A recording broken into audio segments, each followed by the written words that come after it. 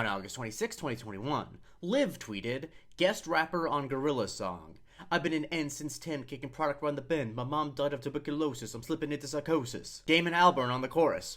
Oh, Flimsy Steve, where did you go? What have you seen? This is the Museum of Twitter, the show where we talk about the most important tweets in the history of Twitter.com. Sometimes someone just makes an observation about a celebrity or a musician that is so on point, it becomes synonymous with them on Twitter. And this tweet, the Flimsy Steve tweet, is synonymous with the band Gorillaz on Twitter. Gorillaz, if you don't know, is a musical project from Damon Albarn and artist Jamie Hewlett, where the whole bit is that the band is like a fictional animated band, but then eventually they kind of drop that act and Damon Albarn admitted it was him. Anyway, I'll be honest, I don't know them that well outside of their big hits, and so I asked on Twitter if there was anyone who followed me who was a fan of Gorillaz who could be an expert. And a longtime follower, Joseph, at the Sour Patch Guy, volunteered. So, Joseph, you are a longtime fan of Gorillaz, is that correct? Yeah, I've been listening since Clint Eastwood came out when I was 9 or 10 years old. So, 34 now. Mm-hmm. Been a long-standing relationship with Damon Albarn and his cartoon people. And so, the Flimsy Steve tweet. Let me just ask, as someone who's been in a relationship with this band for 24 years, how much truth is there to the Flimsy Steve tweet? It's almost every song. It's almost every song. If you listen to Plastic Beach, Cracker Island, so much of it is concept work. Mm-hmm. And he's basically just letting the rappers do whatever they're going to do and say, and then trying to turn that up to 11. He has seen the tweet. He got showed it in an interview, and he said, "Look, this is my whole process. So just let it happen." Are there any particular songs that come to mind, like that are like the most Flimsy Steve among other songs? Up on Melancholy Hill is a big one. Some Kind of Nature, Lou Reed. Mm-hmm. One of the greatest artists of all time is singing about just, goofy, weird, fictional places and characters and things.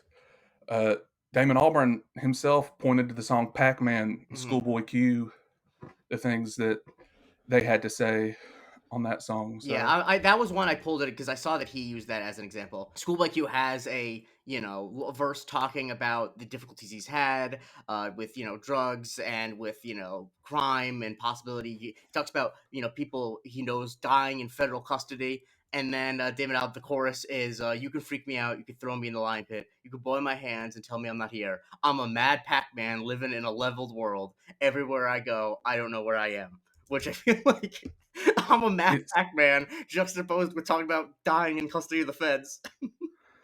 Yeah, because, at the end of the day, like, Damon Albarn has been doing this for so long. How much of the street life or this hard life that these people will rap about or sing about does he have any concept of? Mm-hmm. Almost none. But he can sing about empire ants and weird things like that. So. And if they were to release a song about Flimsy Steve, you would tune in and you would listen and you'd put it on your Spotify playlist or whatever you use. Day one download. Day one download. Without a doubt. Flimsy Steve is really just what have you seen? Thing is, I'm not even like, I only know the hits from Gorillaz, but I remember the first time I saw this tweet, like you could hear that line in his voice. Like it's actually like that part is written so accurately. That part is absolutely perfect. If I were writing the song myself, I couldn't have come up with that for him any better. I don't know that he could have come up with that himself any better. It was absolutely perfect. So, which is why it's important that the person who tweeted it mentioned that this was out of love, that she is a huge fan of Gorillaz, and so shouts to her. She recognized that because some people are like, "Oh, you're making fun of Gorillaz," and she's like, "No. This is out of love for Damon." No, and it's anybody who sees it immediately recognizes it. I got sent that tweet multiple times by multiple people who themselves aren't really fans of the band, but they're like, "This is what these songs are like," thinking that it would get a reaction out of me, and it's just like, no, this is exactly what it is, and it's what we enjoy about it.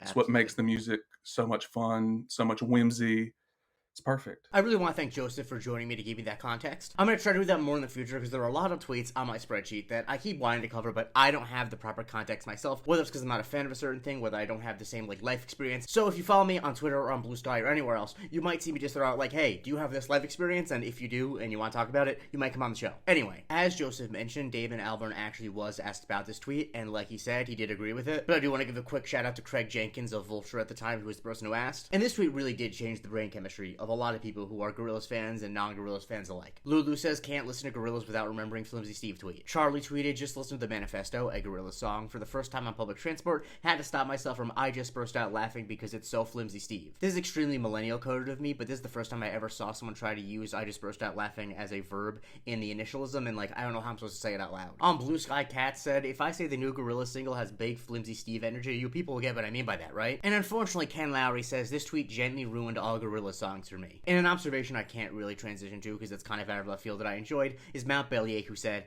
I fear we wouldn't like the places Flimsy Steve has gone and the things he has seen. And Emmanuel I Can't Say This Word said on Blue Sky, to the tune of Hall & Oates' Man-Eater, whoa, Flimsy Steve, where have you gone? What have you seen? Anything that I really loved is that Juno put on Blue Sky, I love Gorillaz so much, I literally named my cat Flimsy Steve, based off of a tweet making fun of Gorillaz from 2021. That's real dedication to loving Gorillaz. I talk all the time about the negatives and positives of Twitter, but I think a huge positive is that you can just make a funny observation about a band, and it's now synonymous with the band for anyone who's been on Twitter. I seriously think that every single person that was on Twitter in 2021 who is a fan of Gorillaz knows the Flimsy Steve tweet. It's just part of their lore, and they had nothing to do with it, except that they made a lot of songs that sound like they have someone named Flimsy Steve in them. And honestly, if that's not a dream music career, I don't know what is. Follow me for a new tweet every day, and if you like what I do here, please go to patreon.com/Twitter where you can support me, get access to my Discord where you can vote when I cover on Subscriber Sundays, and you get a weekly bonus episode called Museum of Not Twitter.